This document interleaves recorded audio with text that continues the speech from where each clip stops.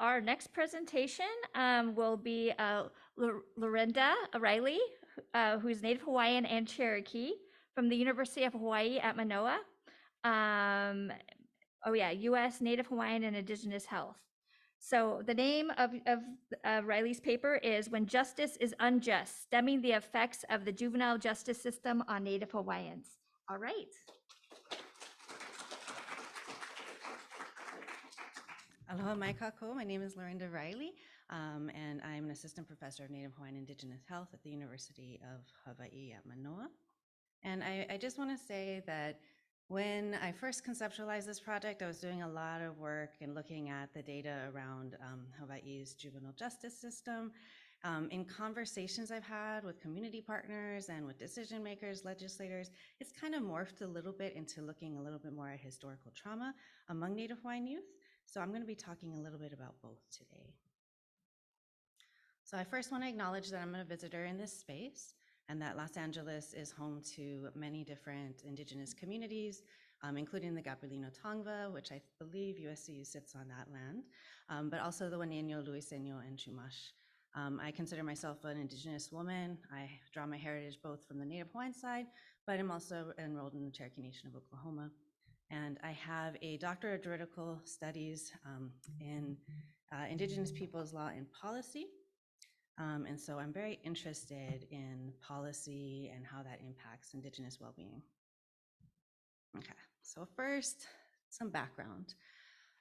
In terms of the total juvenile arrests in Hawaii, we can see that the majority of them are status offenses. And status offenses are crimes that are only a crime because you're a minor. So drinking underage, not going to school, running away from home, being outside of parental control, which I actually didn't even know was a crime, but evidently is. So the majority of them are status offenses in Hawaii. Among Native Hawaiians, when we break it down by race, it gets a little bit more complicated. Hawaii changed their way of collecting and disseminating this kind of data in 2010, and so it's really hard to get it broken down by race.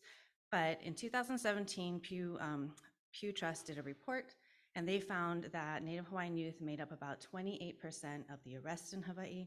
This is approximately proportionate to the population. It's actually a little bit lower. We make up about 32% of minors in Hawaii, overrepresented in detention at 55.6%. In 2010, this is the most recent published data I was able to find about breaking it down by gender, but 53.1% of imprisoned boys were Native Hawaiian and 69.1% of imprisoned girls were Native Hawaiian. So it was higher for Native Hawaiian girls. I can say that just speaking to the warden, earlier this year, it was about the same for the boys. But happy to report that in terms of Native Hawaiian girls, and actually all girls, there are 0 currently imprisoned in Hawaii right now. Yeah, it's pretty amazing. Although I will say that the Hawaiian girls were the last to be released. All right, and here, again, this is a little bit old data, but I think it's about the same based on what I can gather from my community partners. But the majority of offenses for Native Hawaiians are status offenses, and of the non-status offenses, the vast majority are misdemeanor offenses.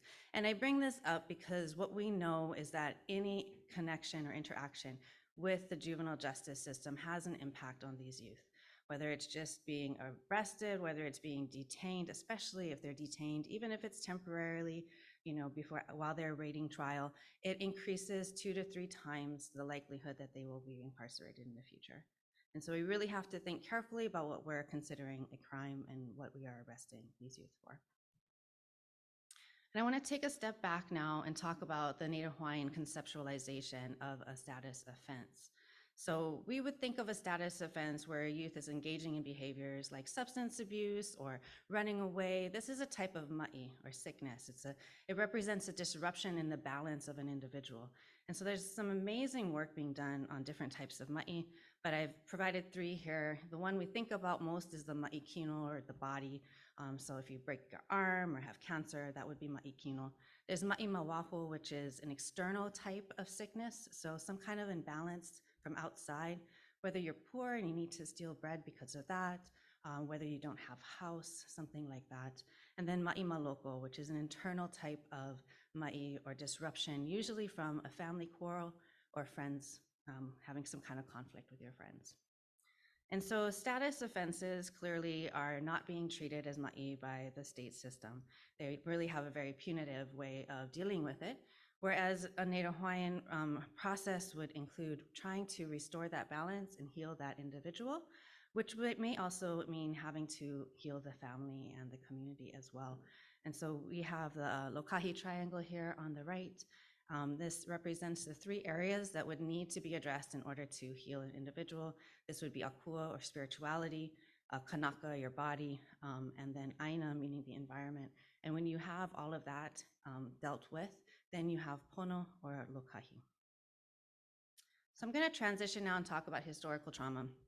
And this is a definition that I use. It's from Braveheart. But historical trauma is a cumulative emotional and psychological wounding over one's lifespan and across generations emanating from collective traumatic experiences. And just want to highlight 3 things: that it's cumulative, right? That it builds up over one's lifetime, and that it builds up across generations, so that even if you do not experience that trauma yourself individually, you still suffer from the effects of that. And then finally, that it is collective. So we all have talked a lot about individual trauma, but sometimes that individual trauma rises to the level of being a collective trauma as well. And policy has been a source used to inflict trauma on Indigenous peoples for a long time, whether that was explicitly taking land, whether it was genocide, explicit genocide, implicit genocide, cultural genocide, banning language, religion, cultural practices, and even environmental policies that have significantly altered our land use patterns and created huge disruptions in our food system and have impacted our health as a result.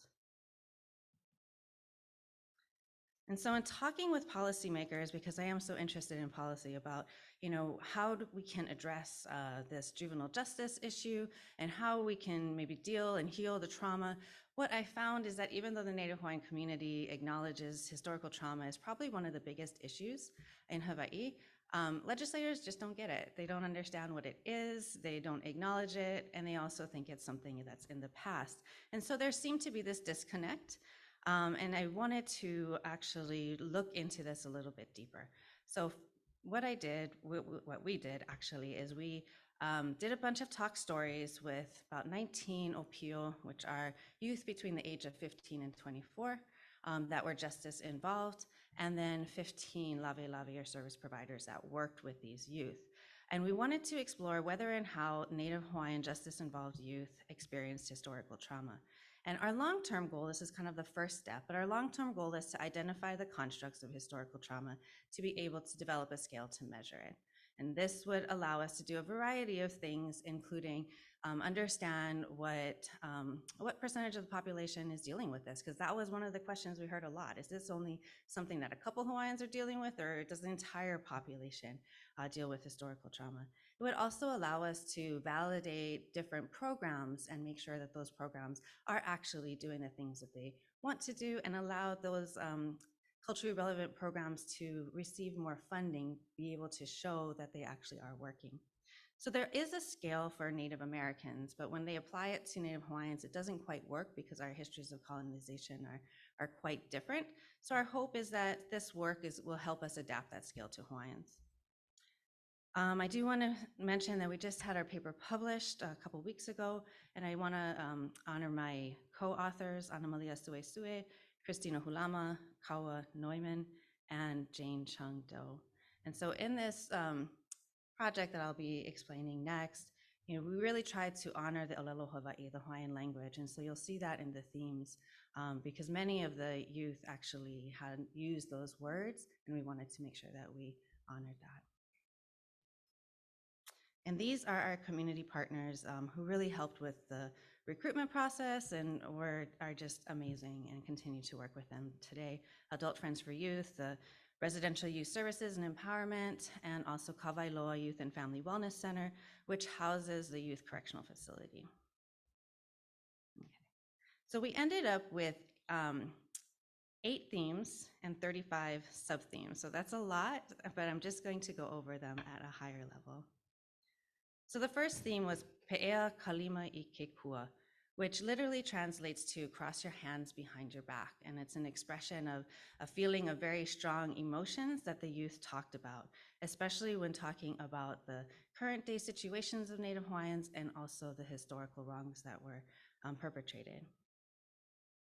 So some of those feelings were anger, pain, sadness, anxiety, fear, a loss of control, hopelessness, but also pride. So all of the youth, except for one, expressed a lot of pride of being Hawaiian and really drew from that. Although I will say that they did talk about the negative emotions more than they talked about the pride, but it was very evident nonetheless. The second theme, Awana I Ke Kula o Kaupea. And this comes from a story actually about spirits wandering aimlessly on the Ewa Plains, and Ewa is a part of Oahu, and really causing havoc to the humans that lived in that area. And this speaks to the absence of intentionality in the youth's behavior, and it was seen as a way to escape from their present day lives and escape from the grief that they were experiencing. And the youth had several strategies that they discussed: substance use, technology as a distraction. Almost every single youth identified phones as a distraction, which I thought was interesting. Consumerism, and also avoidance, meaning they just wanted to avoid talking about the issue at all. The third theme, which we thought would come up as a large theme, and it really was, is Heali'i Ka'aina, which means the land is a chief. And Aina is very important to all Indigenous people, but especially in Hawaii, since we are on an island and we have a limited amount of land resources. But this is a Olelo no Ea, or wise saying that we often hear people talk about, and it really speaks to that land comes before man. And so the youth here talked a lot about the loss of land, the actual physical loss of the land, but also the environmental desecration and destruction that was being perpetrated by the settlers and also tourists. And I just have to pause here and say that I was just floored at how articulate the youth were in being able to articulate the damage that tourism, especially the kind of tourism that we currently engage in, has on our island.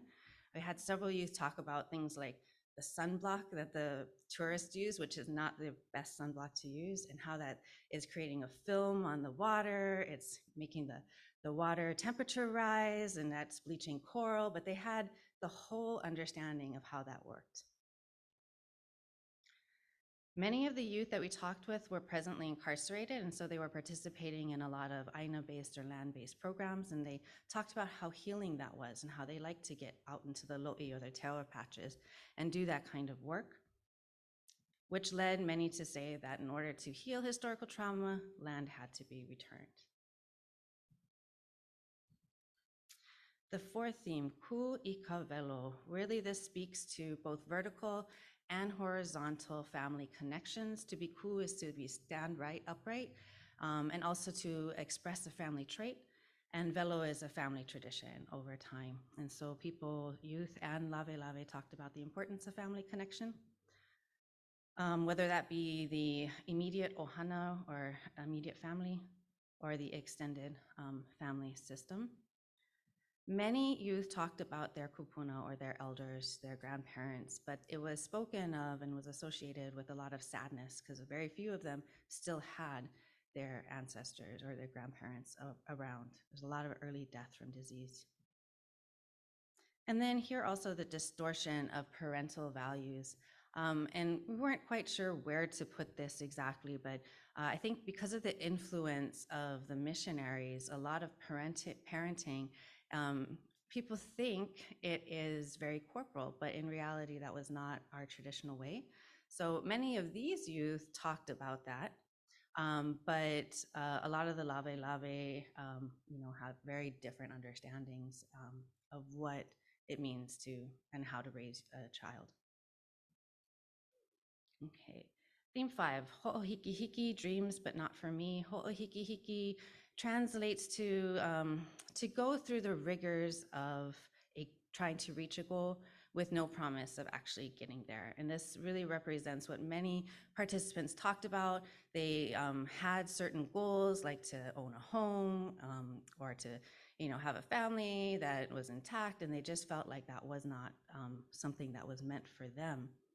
So first, many people talked about recognizing that Hawaiians thrived in the past, that it was a land of abundance, it could sustain over 1 million people, but that with the introduction of capitalism and money, paper money in particular, this created have and have-nots. And that made housing very challenging. Here in Hawaii right now, I believe the current median price for a single family home is $975,000. So that is pretty unreasonable even for many of the adult participants. And then anti-intellectualism came up a lot as well.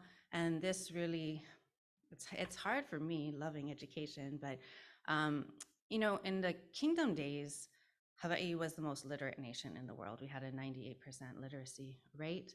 And then to go from that to now, when youth come home, they share a new word, the parents are like, who you think you are, you can use that. So it's a very sad thing that I think more and more people are beginning to recognize as a problem. And I think that with the introduction of kaiapuni or immersion schools, we're seeing that change a little bit. Theme 6 was Onehana Hu'ikalua, which means a messy or confused system. And this really speaks to a variety of different subsystems that the participants felt had some control over their lives. So this included colonization, it included tourism, military, school being a source of trauma and re-traumatizing youth, child welfare services, and similarly, everyone knows somebody that's had a child taken away in Hawaii. The healthcare system, as well as the carceral system. So participants all felt that none of these systems had the best interest of Indigenous people at their hearts. Hihia hikaka, which means a sprawling or entangled conflict or trouble. And two themes emerged here. One was community conflict, and this was mostly talked about by the youth, and they really did not like how our generation could not agree politically. And so they brought that up quite a bit. Like, get your act together. And then also the internal conflict. Some of the youth, articulated having some issues with their cultural identity. There was a very varying amount of comfort with that, although they did have pride. And also blood quantum came up quite a bit. And then lastly, ho'ikapono, it literally means to restore a state of balance.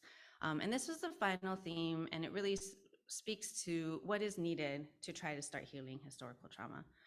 And the first was to empower the educational system and infuse these Native Hawaiian cultural values in it. Right now, it's a very Western educational system, unless you opt out and go to the kaiapuni or immersion schools. And we see a little bit of this in some success stories, but getting people out of the classroom, because that's not the optimal way for our youth to learn. Re-empowering the community, especially with civic action, was something that was articulated. Uplifting leaders. Currently, I think most people would say that we have a few really strong Native Hawaiian leaders, but not very many, and we definitely need more. And then increasing self-sufficiency, and I think this was something that was kind of an overarching theme, but this desire for more control and feeling that we did not have control over our land and our future. So I won't belabor this too much, but there are obviously limitations. We did this study during COVID-19, and that really created a lot of challenges. There was a wide cognitive gap, and I think that might be the biggest challenge that we faced with the youth. And I think there's a variety of reasons for that, and also, as I mentioned, a wide cultural gap as well. But I think that might actually be a strength. And then we ended up having a few recommendations similar to the prior speaker. We are developing a policy brief that our community partners had asked for. So we're still kind of working on that. I won't go into all of this, but just want to touch on the first point, which is that the legislature should acknowledge historical trauma. Hawaii is a pretty liberal state. We have they have acknowledged Hawaiians as Indigenous people. We have the Office of Hawaiian Affairs. We have a trauma-informed task force. We even have an upcoming trauma-informed office within the governor's office, yet in none of those does it ever talk about historical trauma. It is very obviously missing from the conversation, and I suspect it is because the legislature would then have to admit some kind of culpability. But nonetheless, as we've talked about several times here before, it is really important to acknowledge that, and it really is the beginning to repair some of the damage done. And so here are my references, and happy to take any questions.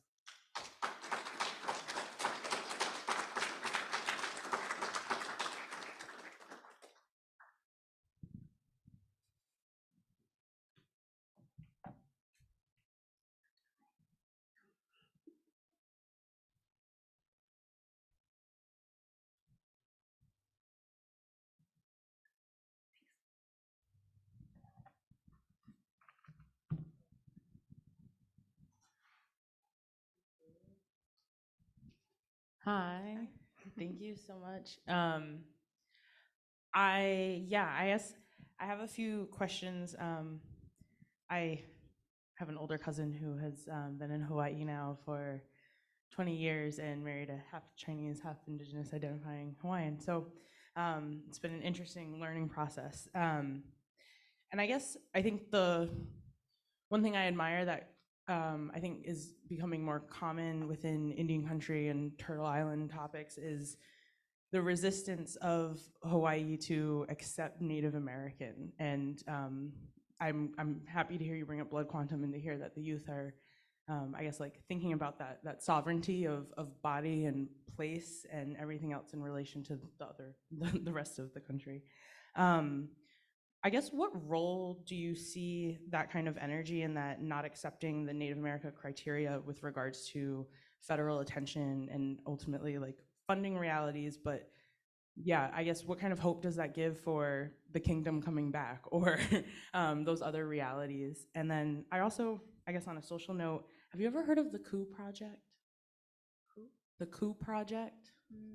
Not sure. Okay, it's a social media project, but working on language and kind of for those interested in linguistic studies, in particular, the poetry behind Hawaiian language in relation to the land and trying to solve that ecological grief. But it just made me think of that. Oh, awesome. Yeah, no, thank you for that. Amazing work being done in terms of language and Hawaiian. People say it's an easy language to learn. There's 13 letters, but I find it really, really difficult. And part of it is because it's so poetic and words often have 3 or 4 different meanings. And so it becomes really difficult for me as a learner to be like, well, what part do you mean? And often it's intentional, right? It's kind of up to the interpreter, but yeah, thank you for that. So they're definitely, and for those of you who don't know very much about Hawaii, we were a kingdom, an independent kingdom that was overthrown with the help of the US Navy. And then we were annexed using a joint resolution by the US Senate. And normally in order to be annexed, you need a treaty. And so there's a difference in terms of the number of votes. So many Hawaiians, I think most Hawaiians would say that Hawaii was illegally overthrown. But what do you do now in this present day situation? And it was kind of what the youth referenced, there's a camp that wants full independence, and then there's a camp that is more open to something that is akin to what we have in the continental US of a nation within a nation status. I think that the youth are actually, none of them went either way in terms of saying they wanted independence or saying that they wanted recognition, like federal recognition type thing. They really wanted the lahui or the nation to be whole and to come to an agreement as how to proceed. Personally, I don't think that federal recognition would inhibit future independence. And I would probably say that most people would want to move towards that in the future. And I think the youth probably want to as well, even though it wasn't necessarily said. But some of the things they're saying of just wanting control, and it was really about the present day, but also there was so much hope for the future. I think that independence is something that many people in Hawaii would probably want to pursue at some point. I do think that there is a lot of anger still in the community, and it hasn't really been addressed. And I think that anger is what makes that dialogue between those who support recognition and those who support independence very difficult. So I think that the dealing with the trauma is probably the first step. Yeah. Thank you. Aloha. Aloha. I appreciated the presentation.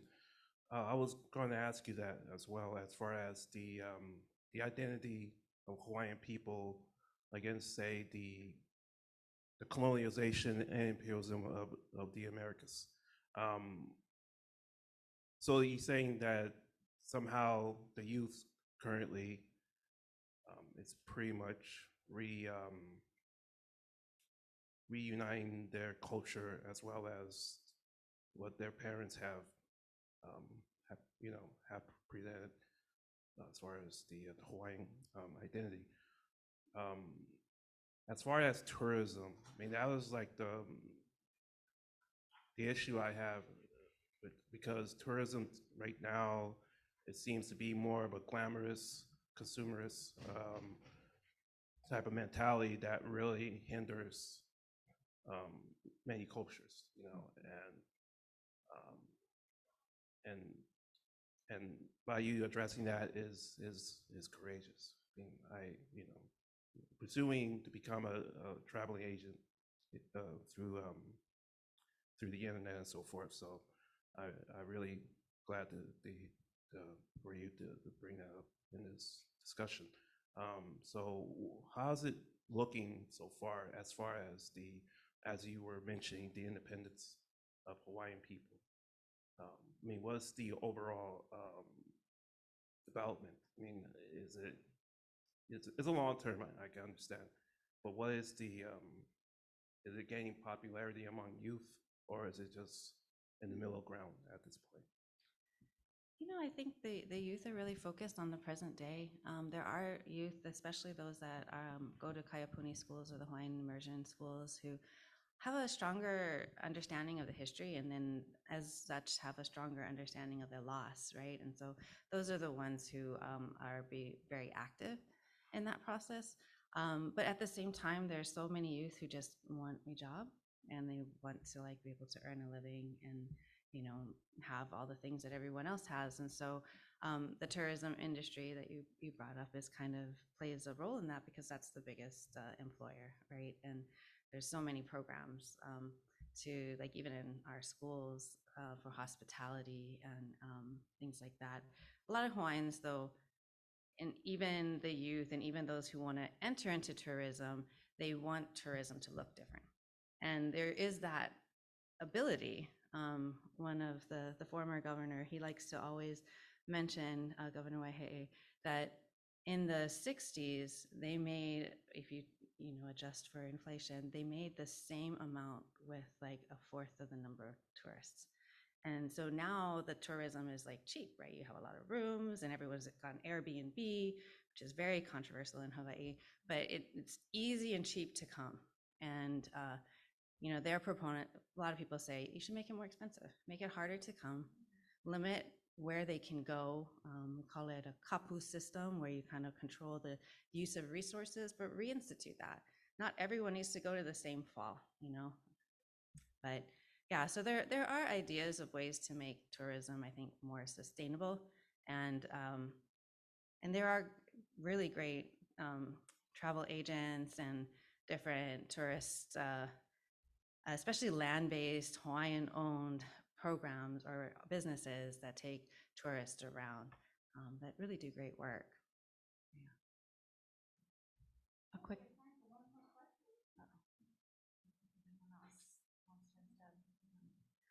Could you tell us more about these immersion schools? What percentage of kids are in them? What kind of curricula are they learning? That sounds like a really positive alternative to some of the other things you're talking about. And a brief other question, with your policy recommendations at the end, in some other discussions about prison abolition or decarceration, social workers have been kind of naively proposed as the solution, right, to the problem, rather than the figures that are taking away people's children potentially. So I'm wondering, if you're talking about decarceration, what does an alternative look like that does not lead people into the same kind of foster and social work system that you're saying is so damaged? So those are two very different questions, but I'm curious about the schools because they sound very positive, and I'm also curious about how to avoid that kind of second trap. So I'll talk about the first one, or your second question first. There are actually a lot of really great programs, and I highlighted a few of them. Adult Friends for Youth is one, some other Native Hawaiian programs that you can just refer the youth into, and I think that should be integrated into the schooling system. That would be my personal preference. But the challenge has always been the funding of those programs and keeping them alive. And it's because they cannot show that they are actually working, right? They have a really difficult time being able to prove that for funders. So yeah, my hope is that a scale would benefit in that process. I think that there's been a lot of talk about trying to institute historical trauma education and trauma-informed I guess, programming in schools that address the historical part. And that has been slightly controversial, but I think that there is some movement in that area. My perspective is that so many people in Hawaii, and not just Hawaiians, although I think we have a lot of that trauma, but other people as well, because we're a plantation society, right? And so we would bring in different communities. Almost all of the Asian communities came in as plantation workers, and they were treated quite horribly, especially the Filipino population. And there's a lot of trauma there as well. So I think this is something that actually could be beneficial for everyone if we really focused on in the school system. And then immersion schools, they're super awesome. I really like them, but they are a little bit problematic. They're not everywhere, so it's hard to access them. So they're only in certain communities. A lot of them end at grade 6, so then the kids have to go and reintegrate in middle school, which is such a challenging time developmentally. So there's only like, I think 2 on Oahu that go up to high school. You can actually graduate high school from. My daughter goes to one of them, so I know about it. I think it's a wonderful school, but the education is not as strong at middle school. And so a lot of the kids, even the kids that come from a stronger socioeconomic background, will opt out at that point. And there's not a lot of resources there. You know, there's not, Hawaiian language is increasing, but there's still a lack of resources, especially for math at that age level. Trying to teach that in Hawaiian is very difficult. Trying to find teachers who have that ability to do that is also very difficult.